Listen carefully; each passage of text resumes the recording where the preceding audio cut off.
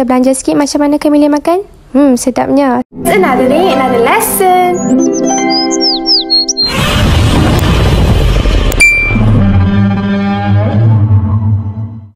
Hello guys, another day, another lesson. So, hari ni aku akan tunjukkan dekat hampa macam mana caranya aku buat spot cleaning untuk enclosure Kamelian aku. Tapi sebelum aku mulakan, aku nak bagi tahu dekat hampa sedikit info pasal penjagaan Kamelian.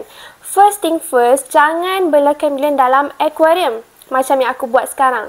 So basically aquarium yang aku gunakan untuk letak Kamelian aku adalah enclosure sementara sahajalah sebelum aku dapatkan dia punya actual terrarium. The reason why aku cakap jangan bela dalam aquarium is aquarium dia provide less ventilation. Mean dia punya ruang udara kurang melalui aquarium. Beza bila kita guna terrarium. Terrarium dia provide more ventilation lah. Sebab kita ada penutup di bahagian atas dan juga pintu di bahagian depan serta dia ada ruang udara di bahagian bawah pintu hadapan tu. Beza dengan aquarium ni tadi, dia cuma provide ventilation di bahagian penutup atas sahaja. Dan penjagaan Kamelian ni tadi memerlukan lampu UVA dan UVB. So, bila kita provide lampu UVA dan UVB, dia akan menghasilkan haba dan penyebaran haba berlaku dalam aquariums. Which is, bila haba dah masuk dalam aquarium, bila kekurangan ventilation, haba tak dapat keluar dengan baik.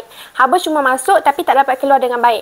So, di situ dia akan menyebabkan haba terperangkap dalam aquarium tu lah. Kalau kita tak monitor Kamelian kita dengan baik, berkemungkinan Kamelian akan mudah kena heat stroke. So, better untuk hampa dapatkan terrarium kalau nak bela Kamelian. So, hari ni aku akan buat spot cleaning untuk aquarium Kamelian aku. Macam yang hampa tengok dekat bawah tu, yang putih-putih tu adalah kulit Kamelian aku yang baru shading sehari yang lepas. So, aku akan bersihkan semua kulit-kulit yang jatuh dekat bawah tu dan juga najis-najis dia lah. And kalau hampa tengok dekat situ, Kamelian aku masih lagi tak shading habis lagi. Tapi disebabkan aquarium ni dah terlalu banyak najis and aku tak nak bakteria lebih banyak membiak, so aku akan bersihkan. So, first step, aku kena keluarkan dulu Kamelian aku daripada dia punya aquarium ni untuk memudahkan aku untuk bersihkan dia punya najis-najis and keluarkan semua benda yang tak sepatutnya ada dalam aquarium ni lah. So first, yang ni adalah Kamelian betina dan yang kedua ni adalah Kamelian jantan. So basically aku beli dia ni pair lah, jantan dan betina. So insyaAllah mungkin ada rezeki untuk breed satu hari nanti, kita pun tak tahu kan. Untuk membezakan Kamelian jantan dan Kamelian betina ni, kalau hampa boleh tengok colour ataupun warna Kamelian jantan ni, dia lebih vibrant dan dia ada complete pattern. Nampak tak, corak dekat badan Kamelian jantan ni lebih banyak berbanding Kamelian betina. And kalau boleh tengok mata dia tu ada belang-belang. And Kamelian betina tak ada belang-belang and tak ada complete pattern yang macam Kamelian jantan ada. And also dia punya kepala alien dekat atas tu pun lebih runcing berbanding kepala alien Kamelian betina tadi. So itu adalah salah satu cara untuk mengenal pasti jantina Kamelian lah. So aku letak Kamelian ni side by side untuk hampa bezakan Kamelian betina dan Kamelian jantan. So next time kalau hampa nak beli Kamelian, so ini adalah salah satu cara yang hampa boleh gunakan untuk bezakan dia punya jantan dan betina. So basically colour jantan lebih vibrant dan ada complete pattern dan colour betina lebih plain dan dia tak ada complete pattern. So untuk buat spot cleaning ni, aku akan asingkan Kamelian aku dan masukkan ke dalam bekas asing dulu atau bekas lain dulu. So dalam bekas ni aku letak tisu 2 lapis dan aku spray sedikit air untuk kekalkan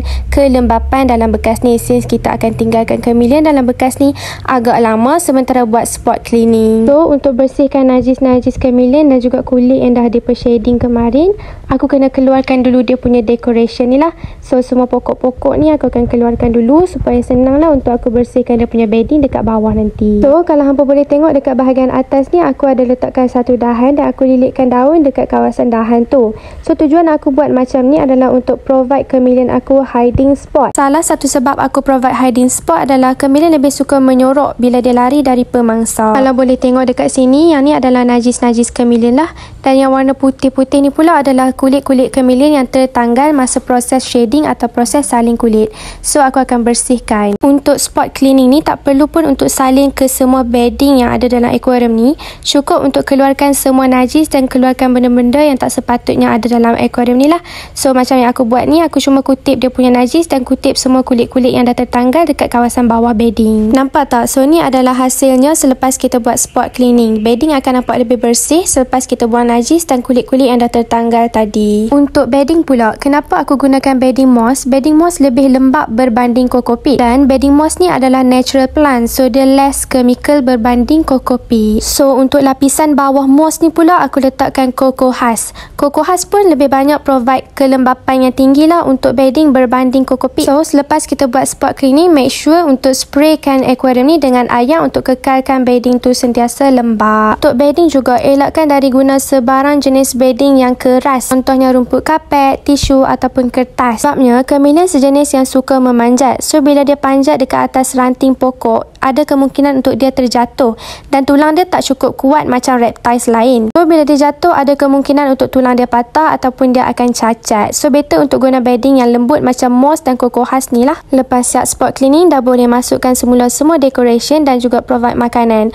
Untuk makanan ni, make sure untuk letakkan kalsium dan juga multivitamin at least twice a week. So untuk kalsium, aku guna kalsium D3 dan juga multivitamin brand Exoterra. So selepas dah masukkan semula-semua decoration dalam aquarium ni, make sure untuk spray semua decoration ni dengan air. Basically tujuan aku spray air dalam aquarium ni bukan sahaja untuk mengekalkan kelembapan, tapi juga untuk provide minuman kepada chameleon, sebab chameleon tak minum daripada water bowl. So basically dekat wildlife, chameleon akan minum air daripada titisan air dekat atas daun. So dah siap spot cleaning, boleh masukkan semula chameleon dalam bekas dia balik. So inilah hasilnya selepas buat spot cleaning. Untuk pembersihan secara keseluruhan pula, boleh buat sebanyak sebulan sekali atau 2 bulan sekali ikut keperluan. Okay, itu saja guys untuk hari ni. Kita belanja sikit macam mana chameleon makan.